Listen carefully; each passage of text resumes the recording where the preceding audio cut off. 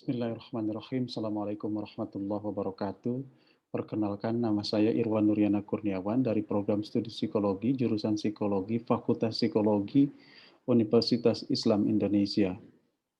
Hari ini saya merasa bersyukur memiliki kesempatan untuk berkontribusi dalam kegiatan the Seventh Inter-Islamic University Conference on Psychology and Third National Conference on Islamic Psychology.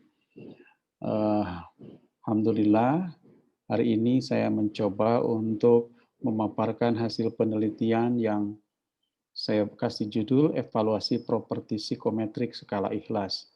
Studi lanjutan pengembangan ukuran-ukuran psikologis dalam perspektif Islam. Jadi, ikhlas dalam konteks sekarang adalah pengukuran dalam ukuran psikologis.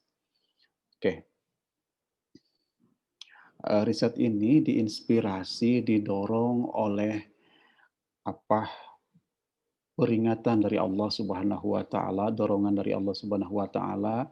Sebagai seorang muslim kita harus wal tangdur nafsum ma qaddamat lighad.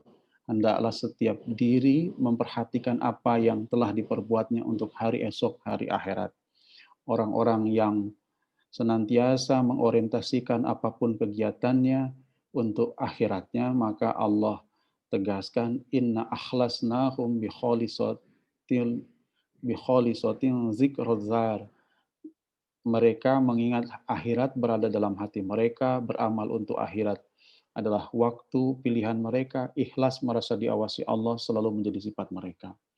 Bahkan Rasulullah menegaskan, menyimpulkan, mencirikan orang yang demikian itu sebagai orang yang cerdas. Orang yang cerdas adalah orang yang mempersiapkan dirinya untuk beramal untuk hari setelah kematian. Nah, pengembangan skala ini didorong oleh sebuah harapan, pertanyaan sebagai seorang muslim yang beriman sekaligus orang yang menggeluti psikologi, bisakah pengukuran psikologi itu membantu saya, membantu setiap muslim untuk melakukan evaluasi diri lebih awal terkait tadi. Sudah sejauh mana capaian yang kita lakukan itu dikaitkan dengan akhirat. Apakah kita berpotensi menjadi penghuni surganya atau punya risiko tinggi untuk malah menjadi penghuni nerakanya. Nah, mengapa pertanyaan ini perlu kita ajukan ke psikologi atau spesifik lagi ke pengukuran? Karena Duncan menegaskan bahwa all measurement is social measurement. Bahkan pengukuran-pengukuran fisik pun sesungguhnya itu ditujukan untuk mengabdi, melayani kebutuhan atau tujuan-tujuan sosial. Bahwa pengukuran sains itu adalah usaha-usaha untuk memenuhi kebutuhan manusia. Jadi bukan semata untuk memuaskan rasa ingin tahu ilmiahnya. Nah, penegasan ini juga bisa kita dapatkan di Standard for Educational and Psychological Testing bahwa salah satu tujuan pengukuran adalah membantu orang melakukan personal awareness, mengetahui kelebihan kekurangannya, sehingga orang dari sekarang bisa melakukan hal-hal apa yang perlu diperbaiki dari dirinya atau komunitasnya. Pengembangan skala pengukuran tentang ikhlas, skala pengukuran psiko tentang ikhlas itu mendesak dilakukan pertama karena secara konseptual ikhlas itu merupakan pondasi. Apakah segala kegiatan, segala aktivitasnya itu bernilai amal soleh atau sebaliknya sia-sia di hadapan Allah Subhanahu wa taala.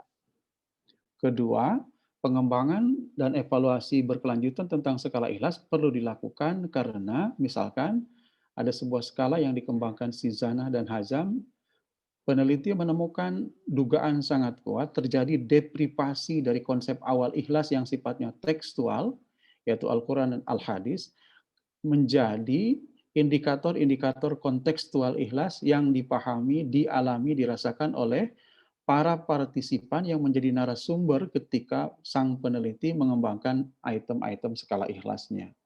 Sebagai contoh misalkan kita ajukan pertanyaan terhadap apakah ketika berbelanja kamu sulit mengontrol keinginan untuk membeli banyak barang itu layak untuk disebut sebagai item untuk mengukur, mengindikasikan ikhlas. Mengapa?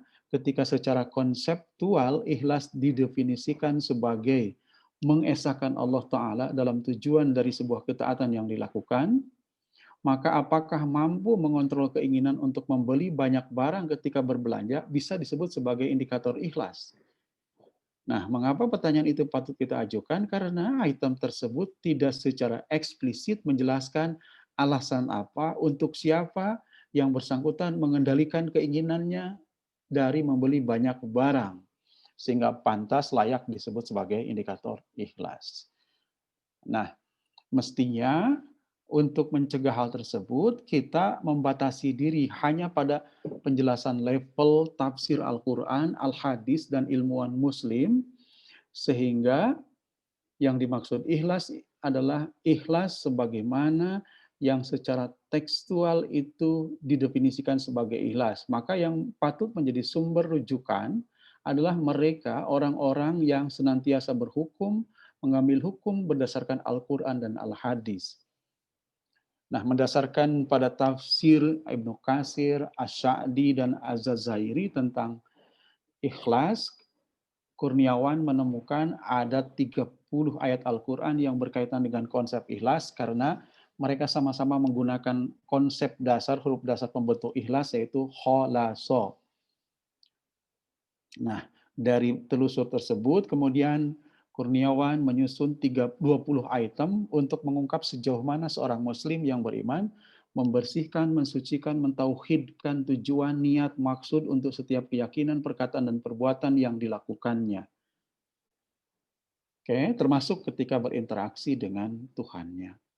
Nah, misalkan di dalam kuesioner tersebut, peserta diminta untuk menanggapi, saya benar-benar merasa takut amal-amal solih yang saya bersegera dan bersungguh-sungguh mengerjakannya untuk mendekatkan diri kepada Allah tidak diterima. Saya menaati pemerintah, mengingkari kemungkaran, menasihati dan mengingatkan akan hisab Allah Ta'ala dalam rangka ketaatan saya kepadanya dan mengharap ridhonya semata. Atau saya belajar menuntut ilmu, mempelajari ilmu agar lebih mudah mendapatkan pekerjaan, meraih kesuksesan hidup yang saya impikan. Dengan memilih alternatif poin dari tidak pernah, 1 sampai selalu. Nah, tujuan riset yang saya laporkan di kesempatan ini ada 3. Pertama, bagaimana validitas faktorial, bagaimana validitas diskriminan, dan bagaimana reliabilitas skala ikhlas. Riset ini melibatkan 155 orang mahasiswa jenjang S1 dari berbagai perguruan tinggi di Indonesia. Metode pengumpulannya self-report, kemudian menggunakan Google Form online. Nah, di riset kali ini untuk keperluan validasi saya menyertakan skala social desirability short form dari Reynolds dan metode analisis data dibantu menggunakan instrumen GISP. Nah, hasil riset menunjukkan validitas faktorial skala ikhlas memenuhi kriteria-kriteria yang ditetapkan. Kemudian hasil penelitian ini juga seperti Anda lihat di tabel 2, itu skala ikhlas sebagai model pengukuran yang baru itu adalah model yang fit sebagai sebuah pengukuran.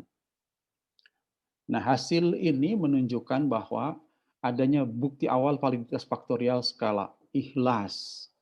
Kemudian penelitian ini juga menunjukkan bahwa skala ikhlas memenuhi kriteria sebagai sebuah model pengukuran yang fit. Oke. Nah, kemudian dari hasil tersebut tadi kita temukan 2 faktor. Pertama, faktor 1 isinya adalah berisi pernyataan menaati pemerintah, kemudian berharap ridho Allah, dari membantah, mementahkan tuduhan, memberi, melarang karena Allah, mencintai, membenci karena Allah, berkumpul, berpisah karena Allah, merepresentasikan Allah Ta'ala, ridho Allah Ta'ala sebagai satu-satunya alasan, maka peneliti menyebut faktor 1 ini sebagai mengesahkan Allah Ta'ala dalam tujuan untuk semua tindakannya. Faktor kedua, berisikan item-item merasa senang jika amal solehnya dilihat, merasa senang jika kecintaannya dalam jihad dilihat, merasa senang jika sedekahnya diumumkan, merasa senang merasa takjub ketika upaya menyambung silaturahminya dipuji lingkungan. Menggambarkan ria, sum'ah, dan kebanggaan sebagai sumber motivasi untuk setiap tindakannya. Atas dasar tersebut, maka peneliti menyebut faktor kedua sebagai menjadikan selain Allah Ta'ala atau menjadikan bersama Allah Ta'ala dalam tujuan untuk setiap tindakannya. Nah, temuan faktor kedua ini bahwa tadi kalau tadi mengesahkan, maka sekarang adalah kontra, lawan dari ikhlas. Di mana sifat ikhlas dan cinta sanjungan, pujian merupakan hal yang tidak bisa berkumpul. Jadi jika faktor pertama tadi adalah memastikan amalan diterima dan mendatangkan rahmatnya, maka faktor kedua itu adalah menghapus amalan dan menyebabkan kemurkaannya. Tujuan yang kedua terkait validitas faktorial. Tabel 3 menginformasikan ternyata tidak ada atau rendahnya korelasi antara skor skala ikhlas dan skor skala social disability menunjukkan validitas diskriminan skala ikhlas. Mengapa? Secara konseptual, dua skala ini mengukur hal yang berbeda.